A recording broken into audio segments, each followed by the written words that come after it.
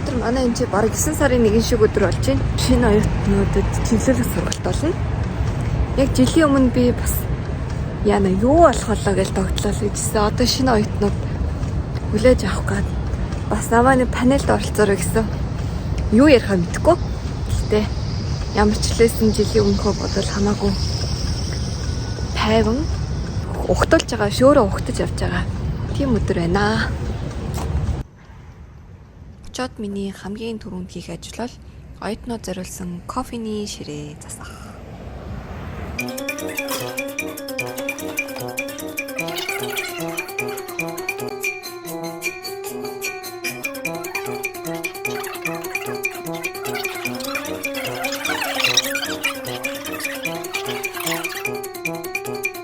Undergrad, there were like different people with different experiences, and I was like in between them. So I was very nervous at first, but like a year has passed from that time, and now all of them are behind. I kind of understood that there is nothing to be afraid of, and by being nervous, I lost a lot of opportunities of like engaging with the professors more. It is more important to be confident in yourself and not be shy, like especially if you're international student. Yeah. Өнөөдөр бид нэр team building eventтэй kayaking хийгээд African American хүмүүсийн орно. Great! Are you sure? Yeah! Good. Before we get started, we're going to do a quick roll call. So today, Өнөөдрийн team building event маань нэг дээр нэмэх нэг програмаар хятадаас ирсэн оюутнуудад зориулсан ийм өдөрлөг болж байгаа юм.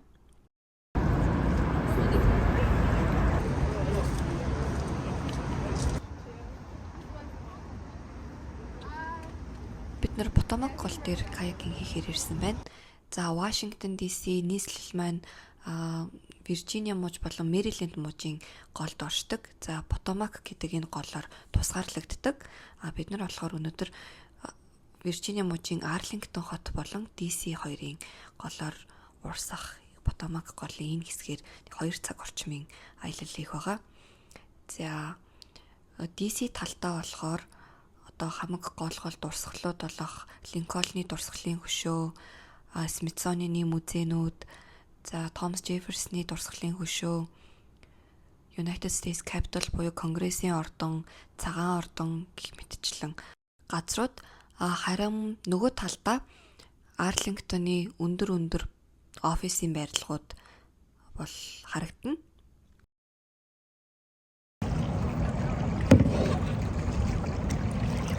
Yeah, in the opposite.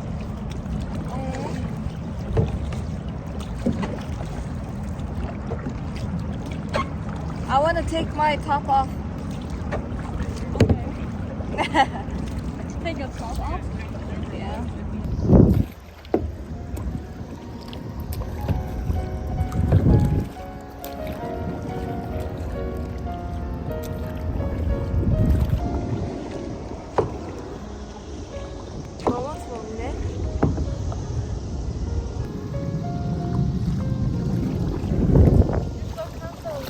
Бид нэр сая яг 1 цаг орчим аяллаа хийгээд одоо Линкольны дурсгалын хөшөө болон Вашингтоны харандаан байшин тэнд их тод харагдаж байна.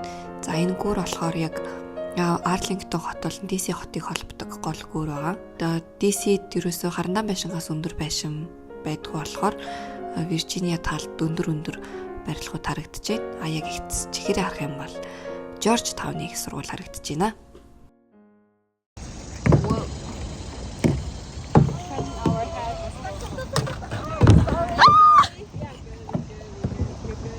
you guys good?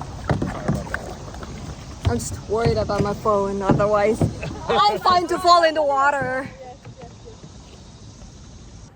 Зя тэгээд 2 цаг орчим сэлүүрдээд өдрийн хоолоо идчихэд бүгдээрээ жоохон ядарсан Африк Америкийн үндэсний музей дээр хурж ирж байна. Here we are at August 22nd here in the National African American Museum of History and Culture. We have our wonderful graduate students from MPSPA. We got Barack, we got Atno. Oh, sorry. okay. Энэ музей маань юуны талаар музей вэ гэхээр товчхондоо Америк улс дахь өнгөт арснуудын боолчлолын түүхийн талаар музей юм.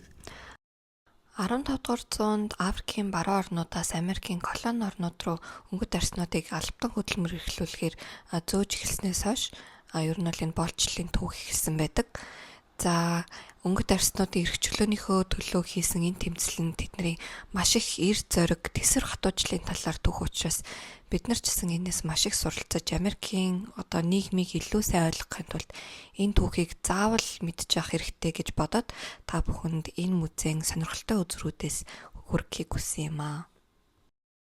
Надад сонирхолтой санагдсан нэг үзүр нь The Paradox of Liberty буюу эрх чөлөөний парадокс гэдэг энэ үзүр. За энэ бол Томас Джефферсон гэж Америкийн нэгдсэн улсыг байгуулахад гол үүрэг гүйцэтгэсэн гол эрхмүүдийн нэг. Энэ хүн бүх хүмүүс эрх тэгш гэдэг алдартай үгийг хэлжсэн хэрнээ өөрөө маш олон боолын эзэн байсан. За түүгээрээ түүний бүх боолуудын нэрийг нэг тоосгон дээр бичээд ард талд нь өрсөн Америкийн нэгдсэн улсын ерөнхий эрх чөлөөний орон гэгддэг гэрнээ цаагаараа боолчлол маш түгээмэл байсан. Энэ парадоксыг харуулж байгаа сонирхолтой үзүр байсан. Дараагийн чухал үзүр нь Harriet Tubman-ы тухай үзүр байсан. За энэ хүн бол олон боолуудыг эрх чөлөөнд хүргэсэн. Ер нь Америкийн нэгдсэн улс дахь боолчлолыг халахад чухал үүрэг гүйцэтгэсэн хүн байдаг. Энэ хүний түүхэнд гүйцэтгэсэн үүргийг харгалзаж үзээд шинэ $20 дэвсгэрт дээр хөргийг нь гаргахаар шийдвэрлсэн байгаа. Harriet Tubman-ы үед буюу 1800-аад онд Америкийн нэгдсэн улсын хойд хэсгээр Free State буюу эрх чөлөөтэй мужууд, өмнөд хэсгээр нь Slave State буюу боолтой байх нь хуулиар зөвшөөрөгдсөн мужууд гэж хуваагдсан байсан. Өмнөд хэсгэрээ илүү дулаан ур амьсгалтай байсан учраас хөвөн, чихрийн нишин, tobacco гэх мэтчлэн газар тариалангийн аж ахуй их эрхэлдэг. Түүндээ боолын хөдөлмөр бас их ашигладаг байсан учраас боолтой байх нь бол хуулиар зөвшөөрөгдсөн байсан. Боолуудын амьдрал тэр үед бол маш хэцүү. Ямар ч зогсоо зай байхгүй, байнга ажиллаж идэг.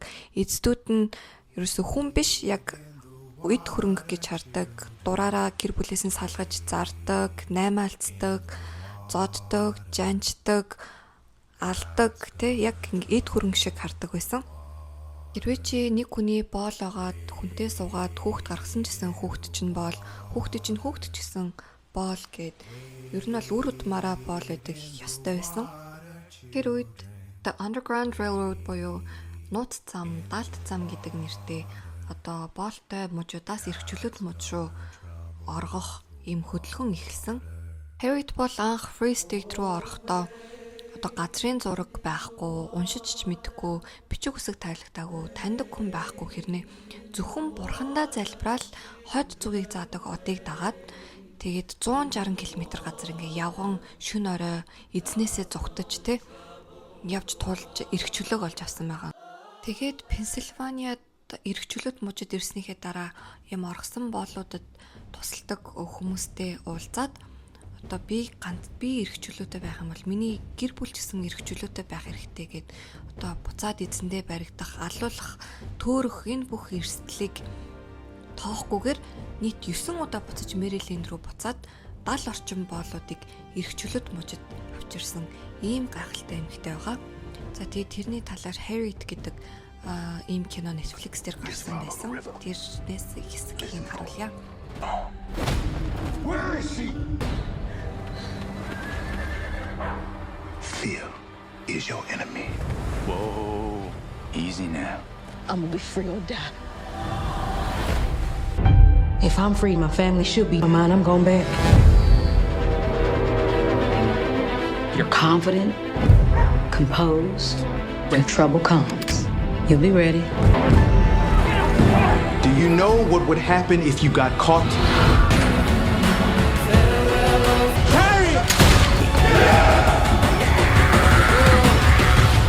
Ready? Harriet Tubman-ыг 1861-ээс 65 оны хооронд болсон Америк иргэний дайны үеэрчсэн тагнуулын чухал үүрэг хөрөлтөд оролцсон гэдэг. Америкийн нэгдсэн улс анх байгууллагдахдаа үндсэн хууль дээр хүн амаа тоолохдоо эсвэл татвар тооцоолохдоо нэг боолыг 5-3 хүнтэй тэнцэнэ гэж заасан байдаг. Харин иргэний дайны үр дүнгээр үндсэн хуулийн 13 дугаар нэмэлт өөрчлөлтөөр боолчлолыг халж 14 дугаар нэмэлт өөрчлөлтөөр эрэгтэй гэдгийг зарлж 15 дугаар нэмэлт өөрчлөлтөөр сонгуульд санал өгөх эрхтэй болсон байдаг. Энэ музейн бас их сонирхолтой санагдсан юм гэх юм бол зөвхөн үзрүүд биш, хэрвээ чи тухайн цаг үед байсан бол ямар сонголтууд хийх байсан бэ гэдэг юм янз бүрийн нөхцөл өгсөн тоглоомнуудтай. Дээрээс нь өөрсдийнхөө түүхийг хуваалцаарай гэсэн бүхийгүүдтэй. За тэгээд дээрээс нь өөрсдийнхөө өвөг дээдсийн талаар медиа гэх юм бол Explore Your Family гэдэг түүхийн төвтэй юм байлээ. Тэр нь надад бас их сонирхолтой санагцсан. 2008 оны Америкийн нэгдсэн улсын ерөнхийлөгчийн сонгуулиар Барак Обама ялж түүнийг тангараг өргөх ёслол дээр анхны өнгөт арьстай ерөнхийлөгчгээд түүнийг дэмжихээр ирсэн зэрэгтэл хамгийн том зэрэгтэл байсан гэж нөлөөлсөн байсан. Одоо 2024 оны 11 сард болох ерөнхийлөгчийн сонгуулиар нэр дэвшиж байгаа Камала Харрисыг гэсэн анхны өнгөт арьстай эмэгтэй ерөнхийлөгч болох боломжтой гэж олон хүмүүс дэмжиж байгаа юм байна лээ. Энэ бүх түүх, сургамж, ард үлдсэн гэсэн өнөөдөр Америк улсад, дэлхийн улс орнуудад арьсангуйр ялгарлах үзэл түгээмэл байсаар байгаа. Тийм учраас манай сургууль ирж байгаа оюутнуудаа төрийн удирдлага, төрийн бодлогоор суралцахдаа юуг анхаарах ёстой юм бэ гэдгийг ухааруулахын тулд ийм музейн аяллыг зохион байгуулдаг. За ингээд энэ аяллыг надтай цуг үзсэн та бүхэндээ баярлалаа. Дараагийн влогоор уулзцгаая. Баяртай.